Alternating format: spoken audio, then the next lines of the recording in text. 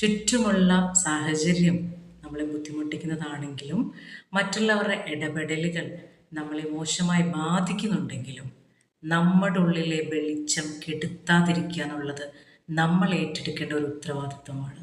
അപ്പോൾ ഒരാൾ നമ്മളെ കളിയാക്കി അതിനെ നമ്മൾ ബ്യൂട്ടിഫുള്ളായി എടുക്കുന്നു, അതിൽ പോസിറ്റീവ് തിങ്കിങ്ങിൽ വരുന്നതാണ്. പലപ്പോഴും ആൾക്കാർ അതിനെ പോസിറ്റീവ് തിങ്കിങ് ആയിട്ട് കാണാറില്ല. പോസിറ്റീവ് തിങ്കിങ് എന്ന് പറഞ്ഞാൽ എന്ത് കാര്യം സംഭവിച്ചാലും ആര് നിങ്ങളോട് എങ്ങനെ ഇടപെട്ടാലും നമ്മൾ പ്രതീക്ഷിച്ച രീതിയിൽ ഒരു കാര്യവും നടന്നില്ലെങ്കിലും നമ്മൾ പ്രതീക്ഷിച്ചതൊന്നും നടന്നില്ലെങ്കിലും നമ്മളെല്ലാത്തിനെയും എന്തായി ഉൾക്കൊള്ളുന്നു? എല്ലാം നല്ലതിനാണ് എന്ന് വിചാരിക്കുന്നു. അങ്ങനെ പോസിറ്റീവായി നമുക്ക് ആ കാര്യത്തിനെ ഉൾക്കൊള്ളാൻ പറ്റുമ്പോൾ